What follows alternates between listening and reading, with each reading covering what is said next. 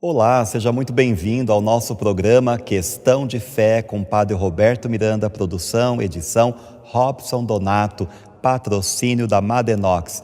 Hoje nós temos um programa cheio da graça de Deus, com muitos ensinamentos, né? Por isso eu te convido hoje a ficar conosco esses momentos, né, esses minutos, são 40 minutos de oração, de explicação. Hoje é uma verdadeira aula, né? Nós sempre ouvimos dizer, desde pequeno a gente ouve dizer, né? Jesus morreu por nós, Jesus derramou o sangue por você, né? Mas muitas vezes não é explicado muito claramente o porquê que Jesus teve que morrer, né? Por que teve que derramar o sangue dele.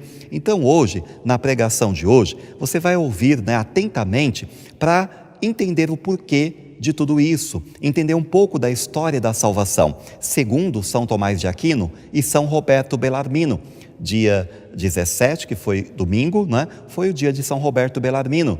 Procure sobre a vida dele, aquilo que ele escreveu, né? E ele escreveu muito sobre o significado do santo sacrifício da missa enquanto morte redentora de um Deus que se fez homem e depois se imola no altar para que, alimentando a cada um de nós, possamos ser abençoados e alcançar a vida eterna. Então hoje, né, o nosso programa está muito especial. Eu gostaria de pedir que você escrevesse para nós, mandasse as suas perguntas, mandasse os seus pedidos de oração através do e-mail, através do WhatsApp ou na nossa página do Facebook. Lá no Facebook, vai lá, curte a página.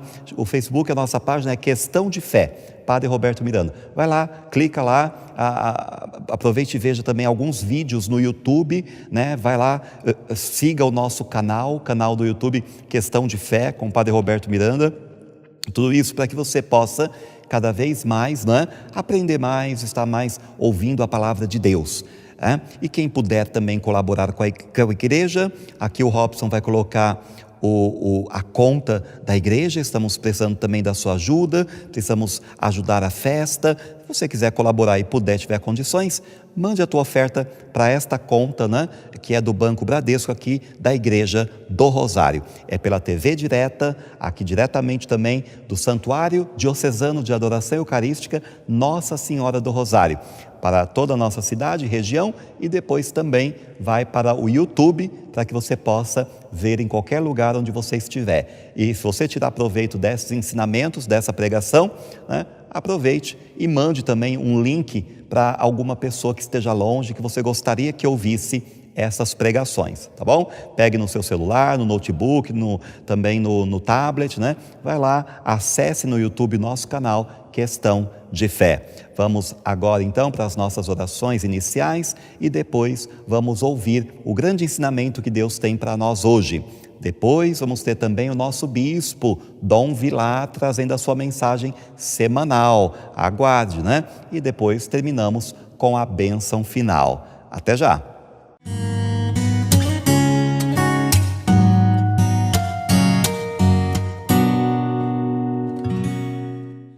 Momento agora de falar dos nossos patrocinadores. Que bom, né? Ter patrocinadores que ajudam este programa a chegar à sua casa.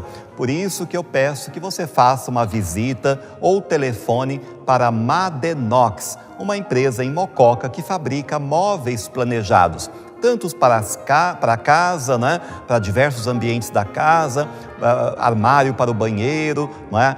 Enfim, também cantoneiras, também mesas, cadeiras, uma estante que você esteja precisando, né? Algo sobre medida, da forma que você desejar. Vá lá, faça o seu orçamento, faça o estudo, né? O Flavinho, o Eduardo vão montar lá para você visualizar no computador como ficará o seu móvel, né? Então, é aqui em Mococa, lá perto da Mirtz, no Ribeirão do Meio. Aproveite para fazer a sua visita à Madenox, ou ligar para fazer um orçamento, pedindo lá uma informação dizendo que assistiu ao nosso programa Questão de Fé. Então, aguardamos lá a sua presença. Também queremos lembrar da R-Vídeo Produções, que é uma empresa que faz filmagens e fotografias de todos os eventos que você desejar. Um batizado, um casamento, uma primeira comunhão, um encontro de amigos, uma festa, para registrar o seu momento com qualidade e profissionalismo.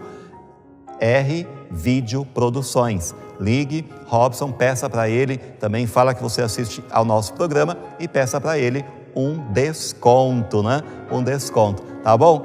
Vamos acompanhar então os nossos patrocinadores.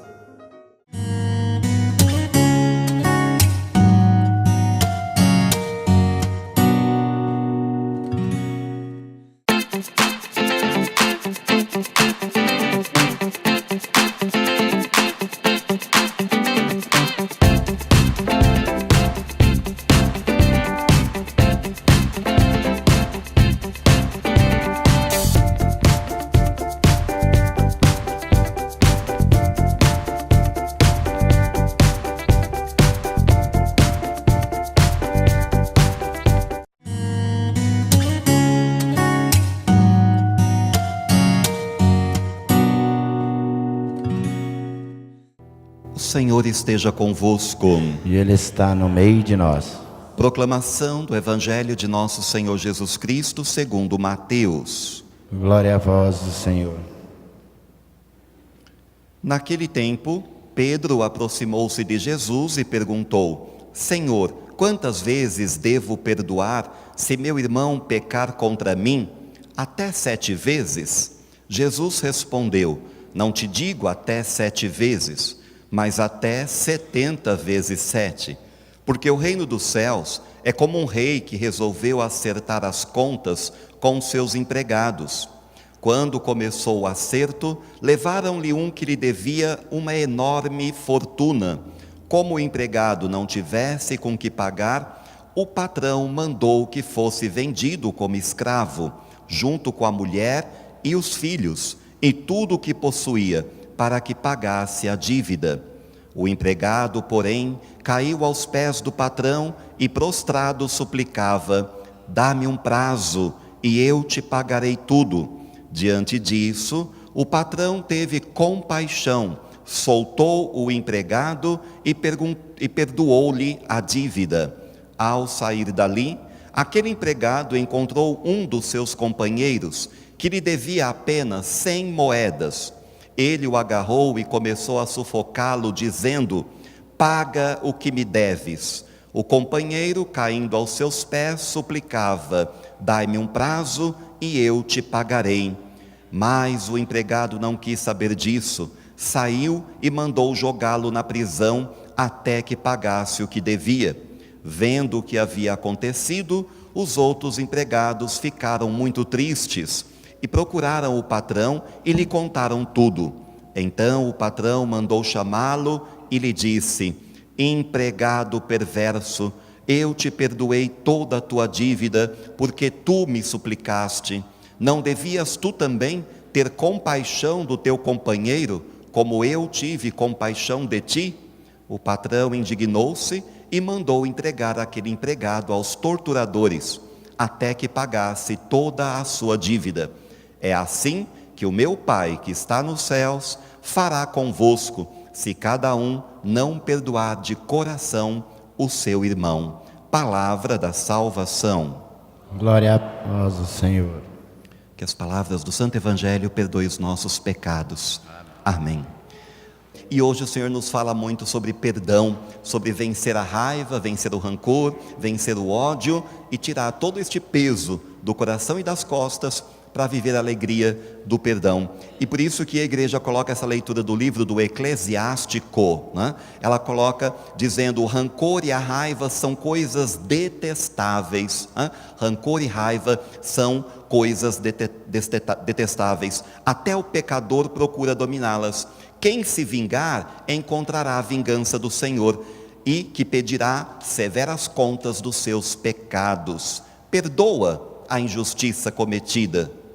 perdoa as injustiças que você sofreu, porque quando orares, teus pecados serão perdoados. E assim o autor do livro do Eclesiástico vai ensinando, já desde o Velho Testamento, a importância do perdão. E como também, ao perdoar o irmão, também se recebia o perdão de Deus. Lembra-te do teu fim e deixa de odiar.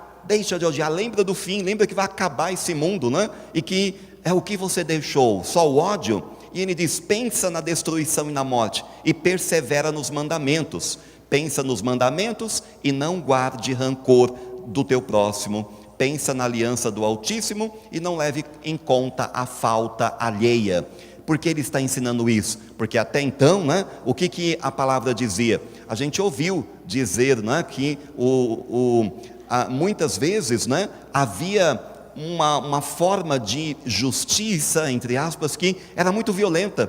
Uma pessoa fazia uma coisinha, né, e ela tinha que pagar um preço muito alto por aquilo, porque ainda não havia regras, normas bem estabelecidas do direito que fizesse uma pessoa ser punida com equidade.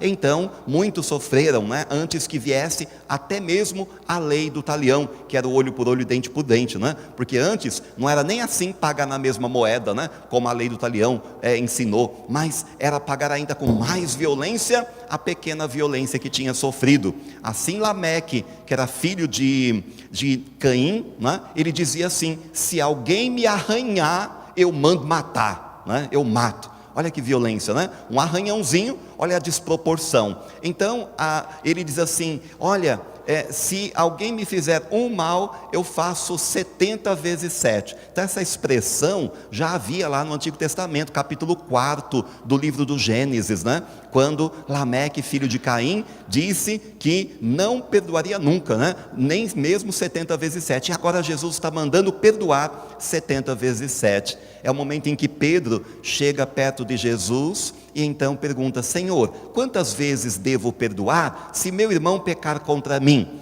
Era uma pergunta legítima, ele estava mesmo com dúvida, não era uma pegadinha para pegar Jesus como faziam os fariseus, né? Quando faziam aquelas perguntas capciosas para colocar Jesus em dificuldade. Não, Pedro queria saber porque haviam duas escolas principais, escolas rabínicas, né? Uma dizia, olha, você pode perdoar uma pessoa assim, uma vez, até duas, viu? Mas passou disso não. A outra dizia, não, tem que perdoar mais uma vez, são 3 vezes que se perdoa, só na quarta que não. Então quando Pedro chega perto de Jesus, pergunta, devo perdoar até 7 vezes? Para Pedro já era um exagero grande, né? 7 vezes, lembrando que 7 na mentalidade judaica é sempre o número da plenitude, né? Da completude, já que 7 é o total de uma semana, 7 dias, é o número total também das cores do arco-íris, é o número total também, né? De tantas outras coisas, o número 7, os dons do Espírito Santo, enfim. E agora ele diz, eu perdoo 7 vezes, que quer dizer sempre uma infinidade. Jesus, eu nem te digo 7 vezes, mas 70 vezes 7 num dia só. E aí, nós fazemos isso? Passado 2000 anos que Jesus falou isso, nós conseguimos perdoar as pessoas que nos ofenderam, que nos machucaram, que nos feriram, que deixaram alguma marca negativa, ou ainda guardamos rancor, a raiva e não conseguimos perdoar? Muitas vezes não conseguimos perdoar. Quantas pessoas vão ao confessionário, né?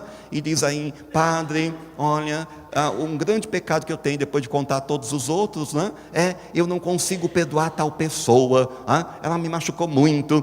Aí é preciso contar essa historinha que Jesus contou. Jesus contou essa história, essa parábola, dizendo que o reino dos céus é como um rei que resolveu fazer as suas contas. E aí, então, começaram a prestar contas. Primeiro, o empregado devia para ele, segundo essa tradução, né, uma grande fortuna. Mas quando a gente vê o texto na Bíblia, está dizendo que são 10.000 talentos. Sabe quanto o que significa mais ou menos isso? Para uma pessoa, para aquele servo, pagar 10.000 talentos, ele tinha que trabalhar 600.000 anos, né? 600.000 anos, porque ele era um operário, né? Ele era um trabalhador rural, um trabalhador braçal, e trabalhar 600.000 anos para pagar essa dívida. Mas quando ele chega lá, ele sabe que ele pode ser preso, a mulher vendida junto com os filhos e tudo, e a vida dele ia acabar. Então ele vai diante daquele rei com o coração apertado, ele está triste, ele está angustiado, e quando ele chega na sala do rei, ele se prostra, se joga no chão e diz esta frase: dai-me um prazo e eu te pagarei. Dá-me um prazo, eu te pagarei. Claro que o rei sabia que ele não tinha com que pagar essa dívida. E aí o que o rei faz? Se comove, tem compaixão daquele homem, e ele diz assim: soltou o empregado porque teve compaixão dele e perdoou-lhe toda a dívida. Olha, perdoou uma quantia gigantesca. Mas ele sai dali todo contente, feliz da vida, radiante. Quando ele vai andando no caminho, encontra um amigo dele que lhe deve 100 moedas. Quantos dias de trabalho para ganhar 100 moedas? Uma jornada de um trabalhador rural, naquele contexto, era uma jornada de um dia, um denário, uma moeda. Então, se ele trabalhasse 100 dias, ele teria 100 denários, esse homem. Ele não precisava trabalhar 600 mil anos para pagar a sua dívida. Ele pagaria com 100 dias de trabalho, para aquele que acabou de ser perdoado dos 600 mil anos de trabalho. Mas então, naquele momento, ele pega aquele homem pelo colarinho assim, sufoca, diz o texto, sufoca o homem, e diz assim: paga o que me deves. E aí o homem faz a mesma coisa, se prostra diante dele, e diz a mesma frase: dai-me um tempo, e eu te pagarei tudo. O que o texto diz que continua? O empregado falou assim: não, agarrou ele, jogou na prisão, e disse que só ia sair de lá quando pagasse o que devia. Ele foi completamente diferente do tratamento que ele tinha recebido. E aí Jesus, você sabe que sempre tem uma pessoa para fofocar, Então algumas pessoas viram acontecer isso, Viram o servo cruel, o servo perverso, e aí foram contar para o rei: olha, sabe aquela pessoa que o Senhor perdoou uma quantia enorme? Pois é, ele encontrou um amigo dele que lhe devia apenas 100 denários, 100 moedas, que tudo bem, se ele não trabalhasse 100 dias, não conseguisse pagar, porque ele também precisa sobreviver, mas ele retirasse uma quantia todo mês, com uns 200 dias, 300 dias de trabalho, ele conseguiria pagar essa dívida. E ele não, ele nunca pagaria dele. Mas então ele colocou o amigo na prisão, fofocaram para o rei. E o rei foi lá e mandou chamar esse servo cruel e disse: olha, empregado perverso, eu te perdoei toda a tua dívida, porque tu me suplicaste. Não devias tu também ter perdoado, ter tido compaixão do teu companheiro e perdoado a ele, por como eu tive compaixão de ti? E então o patrão indignou-se e mandou entregar aquele empregado aos torturadores, até que toda a dívida fosse paga. E depois Jesus termina com essa frase, é assim que o meu Pai que está no céu fará convosco, se cada um não perdoar o irmão de coração. Olha como é grave, para Jesus. Grave, tão importante o perdão para Jesus, que ele chega a contar uma parábola dessa, uma história, tão dolorida, porque a gente olha assim e fala: mas que homem justo, acabou de ser perdoado de uma fortuna e não é capaz de ter um pouco de generosidade com o outro. Mas Jesus fala: é assim que o meu Pai do céu vai fazer. Alguns falaram para mim assim: nossa, mas que pai é esse, Pai do céu, fazer uma coisa dessa? Por quê? Jesus está nos ensinando que o nosso pecado é uma ofensa tão grande a Deus, que ele compara com esta grande fortuna.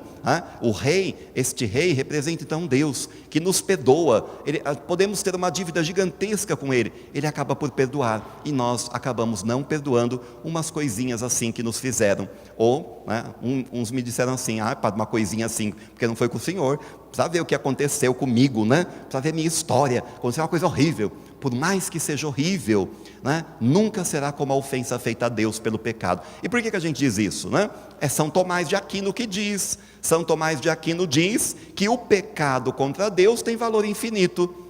Um dia eu falei isso, numa pregação, tinha muitos padres. Depois no final o padre veio falar para mim assim: mas como que você disse que o pecado humano tem valor infinito? O homem não é capaz de coisas infinitas, porque ele é finito. E eu disse: então, ele é finito, mas como o pecado tem a gravidade de acordo com a pessoa ofendida e não da pessoa que ofende, então a gravidade pode chegar ao infinito. E aí expliquei aquilo que São Tomás de Aquino costuma dizer. Veja, Deus tinha dado para Adão e Eva uma lei, né, que proibia comer do fruto proibido. Se comer, morrerás, né? Morrerás. E aí, claro, né, Adão tem tudo para comer, tem os animais, tem os vegetais, as plantas, legumes e frutas, mas aquele fruto lá bonito, ele passa, vai embora, né? Não come porque Deus não permite. Mas quando ele se percebe sozinho e que Deus lhe dá a Eva para ser carne da sua carne e osso dos seus ossos, né? Aí a Eva, um dia passeando no jardim, né, do Éden, ela fala, que delícia, deixa eu comer, vai pegar, né? Aí Adão aparece e fala, não pode comer desse fruto não, Deus falou, se nós comermos, vamos morrer, né? Ah, bom, então tá bom, né? Vai comer outro fruto por aí, que tem muitos, né? Aí a Eva ficou tranquila. E aí então Eva finalmente pega o fruto e come, né? Quais foram os pecados de Eva naquele ato? Muitos, né? Muitos. Primeira coisa, né, que nós percebemos, a Eva tinha todos os frutos para comer, né? Podia comer de qualquer coisa, mas além de comer tudo aquilo, dizia o texto que o fruto para ela era apetecível. Ela teve então o pecado da gula, né? Mas depois vai piorando os pecados dela, porque quando ela dá ouvidos à serpente e não a Deus, Deus fala, não pode comer, porque se comer morrerá. E a Eva e a serpente diz, não vai morrer não, pode comer, né? Ela deu ouvidos a quem? Escutou a quem? Ao demônio. Então ela praticou também o satanismo, né? Além de tudo praticou o satanismo, ouviu Satanás e não a Deus. Depois ela praticou também, né, o pecado da magia, porque a serpente disse, se você comer, você vai ter o conhecimento do bem e do mal, como se fosse um pensamento mágico, né? Pensamento mágico, que as pessoas falam assim, olha, pega o teu nome, o nome da pessoa amada, coloca mel, né, e coloca num potinho, coloca embaixo da cama, que essa pessoa vai ficar muito doce com você, né? Ficar muito doce. Olha só, uma simpatia, né?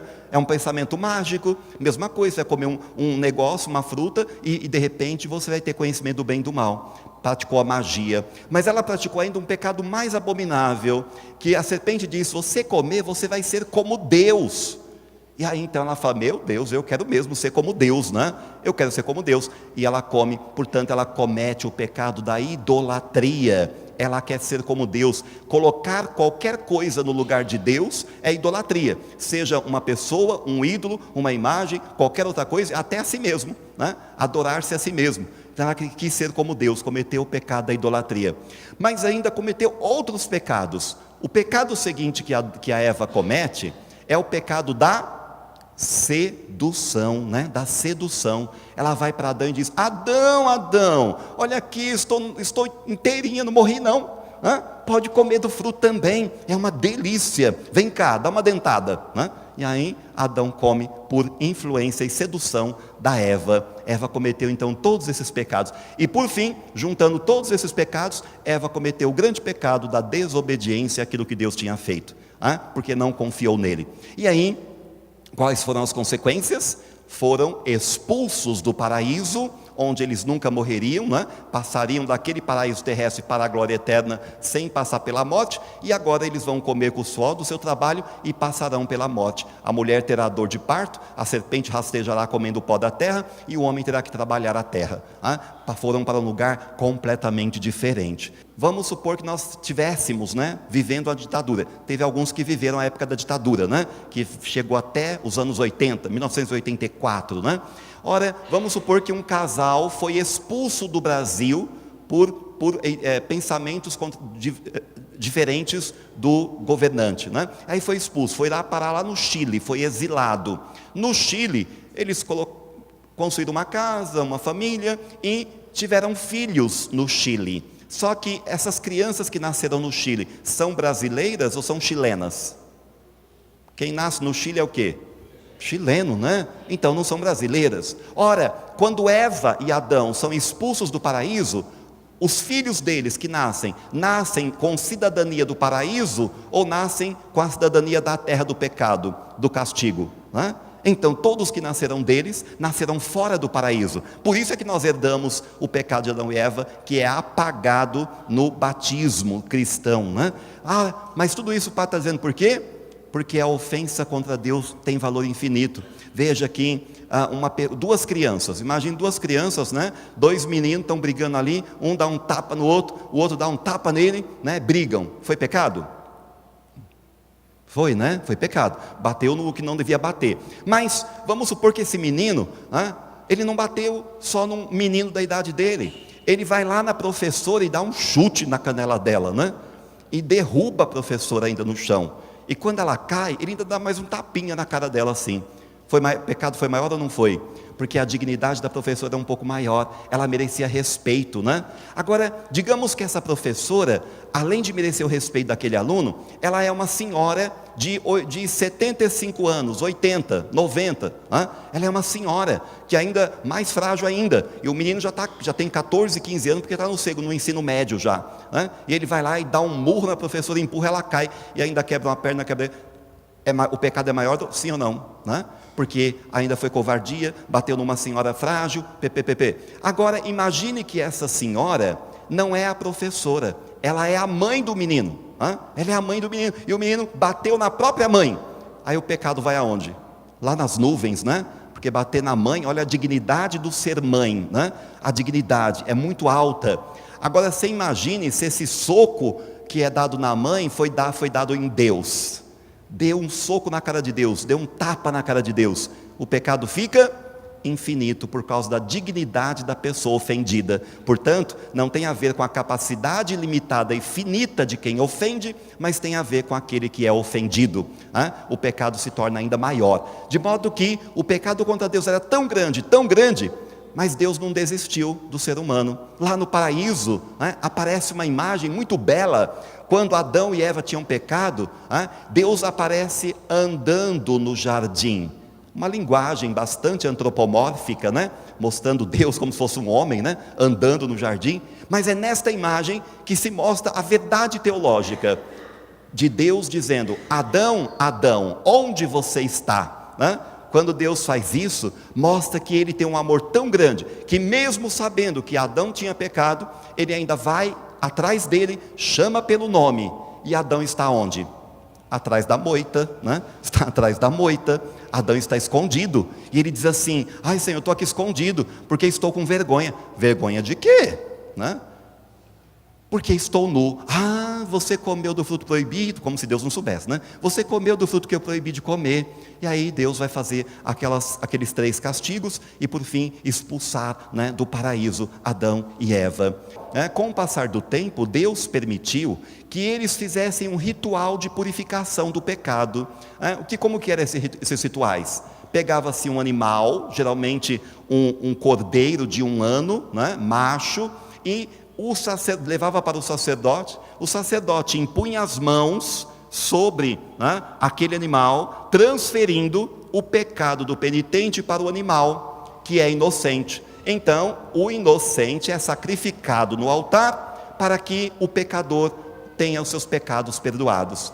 Era o cordeiro que tirava o pecado, aquele cordeiro. Só que percebeu-se que poderia oferecer um cordeiro, um cabrito, um boi, né? Tinha um dia que no ano que o sumo sacerdote oferecia 13 bois em sacrifício. 13, né? Um boi para cada tribo de Israel, para perdoar os pecados, e mais um boi para ele mesmo, sumo sacerdote, né? Um boi era só dele, né? E depois 12 bois, um para cada tribo.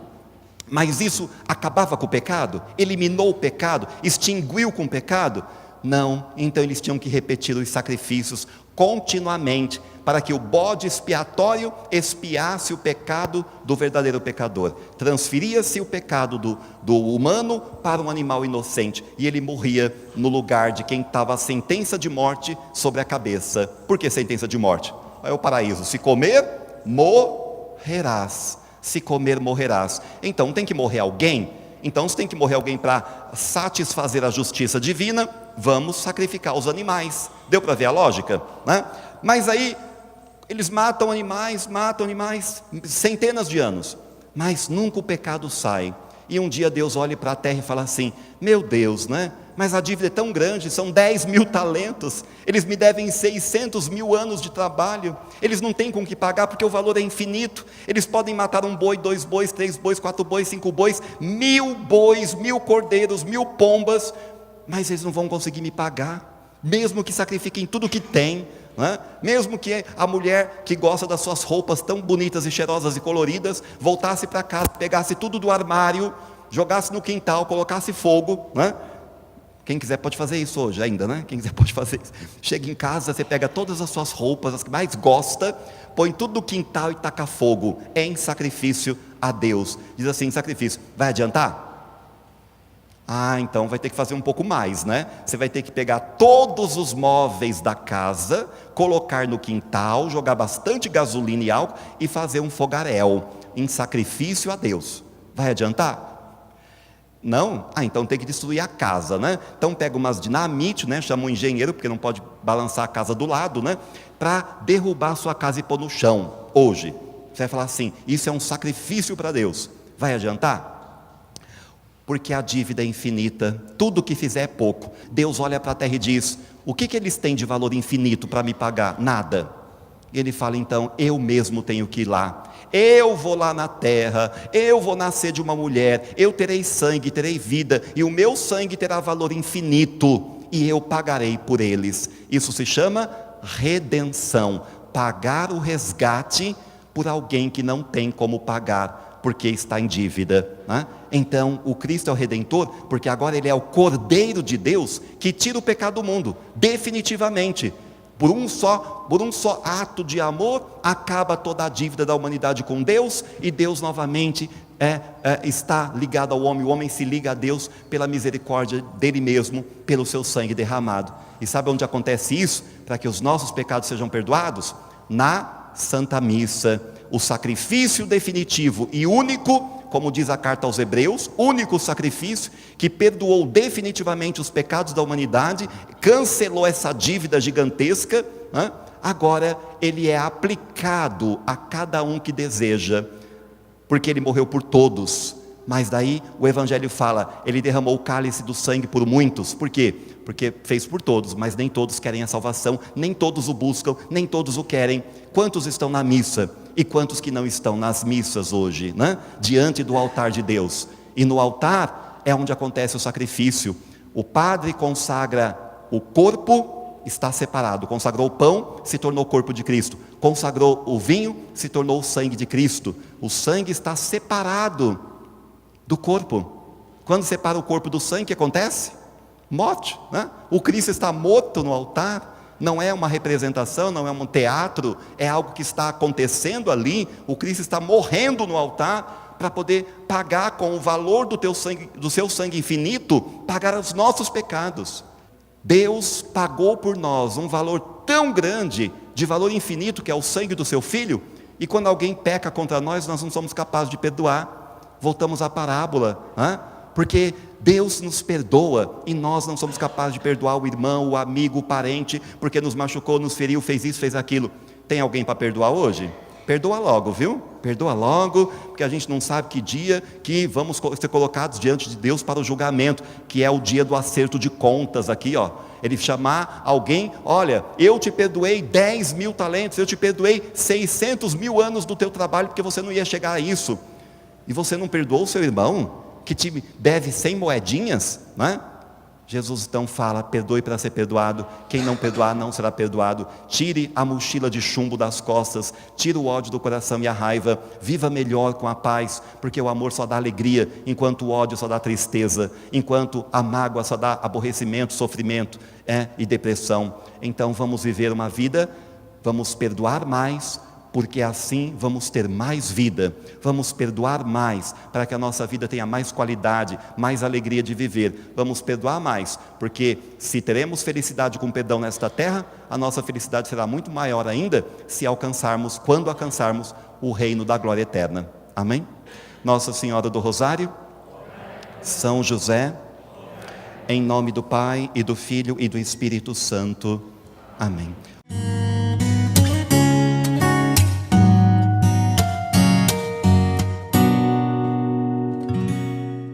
Uma boa noite para todos os nossos telespectadores. Estamos aqui refletindo sobre os temas dominicais. Deste último domingo, 24º do Tempo Comum, tivemos o belíssimo tema do perdão. Deus nos ama sem medida e nos convida a amar também os nossos irmãos da mesma maneira, num amor sem medida.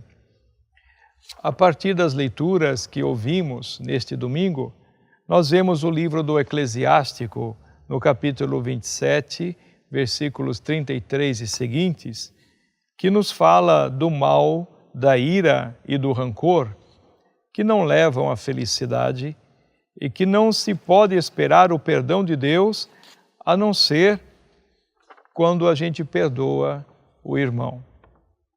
O sábio sabe perdoar as ofensas e tem compaixão pelo seu irmão. O livro da sabedoria, o livro do Eclesiástico, toda essa literatura sapiencial da Bíblia apresenta que a sabedoria não leva ao rancor, à ira, à vingança. 2 séculos antes de Cristo, quando estes livros foram escritos, nós já vemos esta relação do perdão humano com o perdão divino.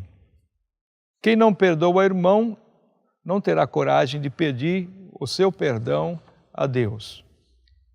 Assim, o autor convida a lembrar-se da morte. Pensa no teu fim e deixa de ter ódio. Que sentido tem o rancor, a ira e a vingança? Como esperar o perdão final de Deus se a nossa vida foi vivida na ira e no rancor? A lógica do mundo de responder na mesma moeda, de vingar as ofensas, leva à morte de inocentes, em uma espiral de violência sem limites e sem prazo de solução.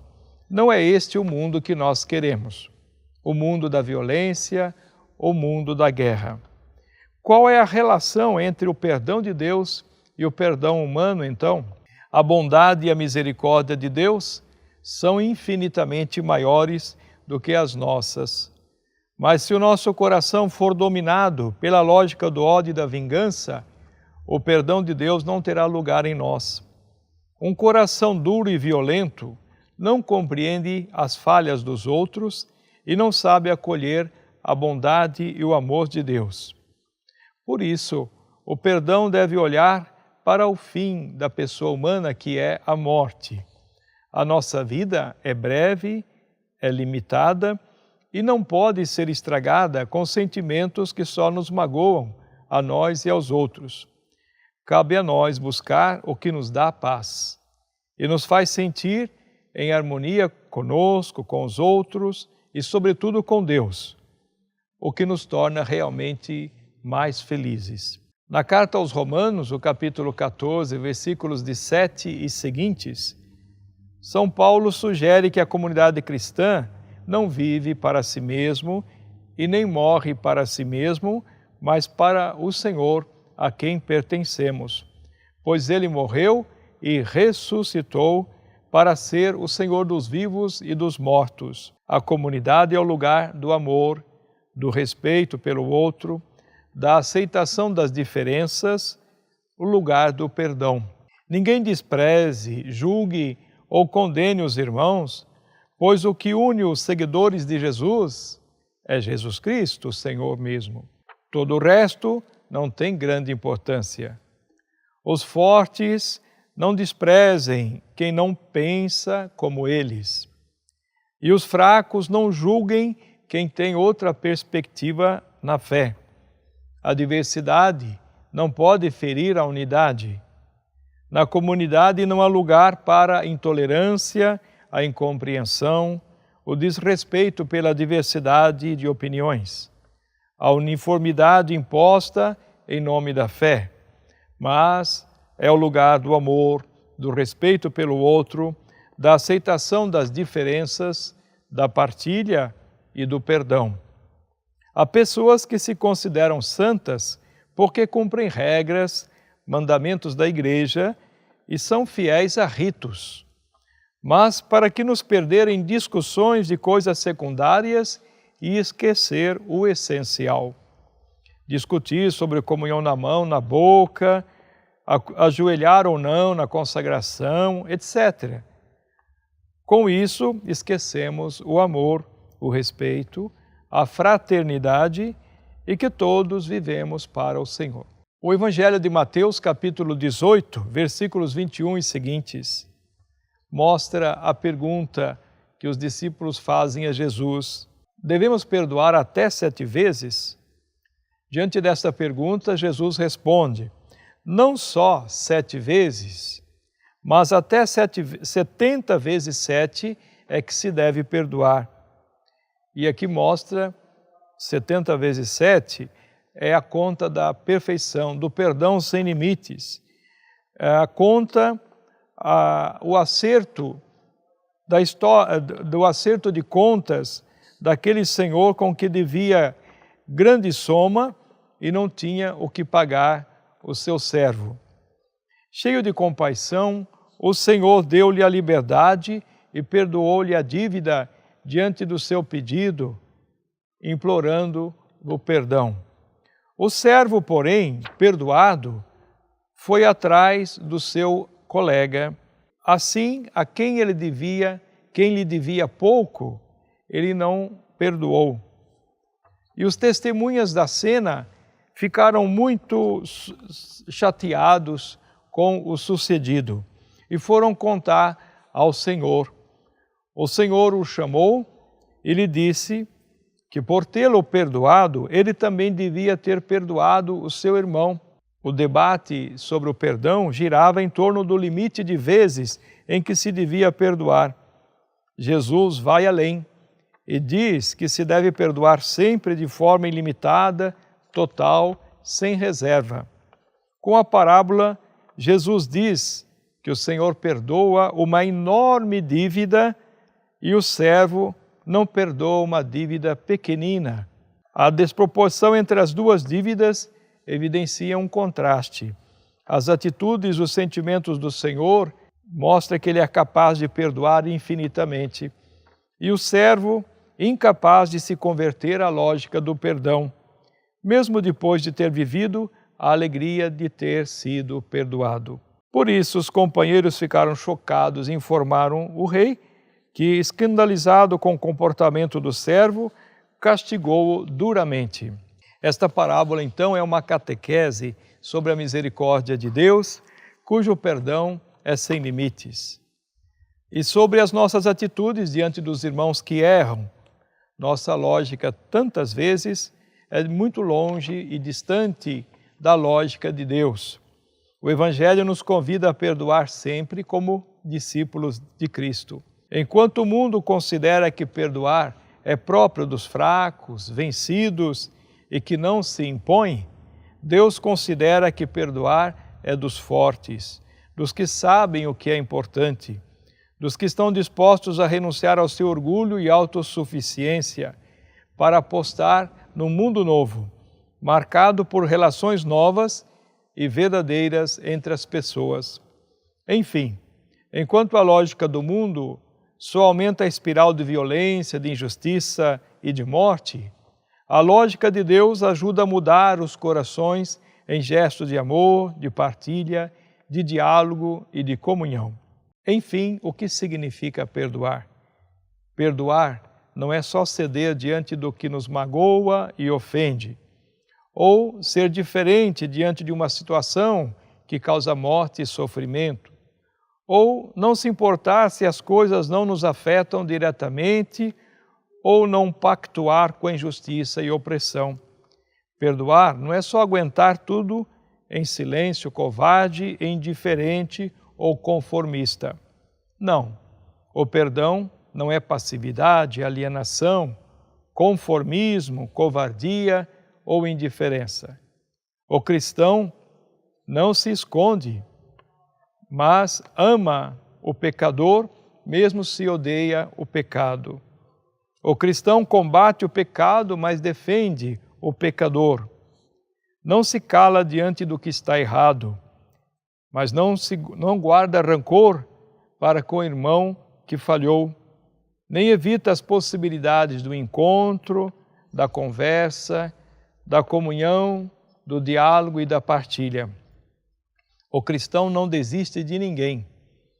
O cristão se sente responsável na construção de um mundo novo e melhor, está sempre disposto a ir de encontro, sair de si, estender a mão, recomeçar e assim dar oportunidade para uma nova vida. Que esta reflexão sobre o perdão de Deus para conosco e do nosso perdão como um chamado constante à paz, à reconciliação, possa servir-nos de grande luz e força nesta semana.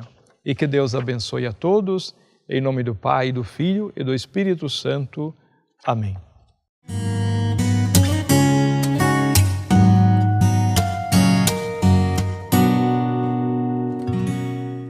Que bom que você nos acompanhou até esse momento, né? Estivemos juntos, você ouviu esta pregação, você poderá ouvir de novo e ver de novo, quantas vezes você quiser, estará no YouTube, né? Então, baixe no seu computador, baixe no seu celular ou mande o link para alguém assistir também, tá bom? Então, aproveite para que cresça sempre mais a sua fé e o conhecimento das coisas de Deus. Deus abençoe sua casa, sua família, né? Obrigado também ao nosso Bispo Dom Vilar, que você também gosta de ouvir, né? Ele toda semana dando um ensinamento, uma palavra, né? Que edifica a nossa alma. Que Deus possa estar com você durante toda essa semana. Sua casa e sua família sejam totalmente abençoados. O Senhor esteja convosco. Ele está no meio de nós. Por intercessão de Nossa Senhora do Rosário e São José, São Miguel, São Gabriel e São Rafael, Santa Joana d'Arc e São Padre Pio e São Roberto Bellarmino, abençoe-vos o Deus Todo-Poderoso, o Pai e o Filho e o Espírito Santo. Amém. Boa semana, Deus te guarde e proteja. Até a próxima semana, se Deus quiser.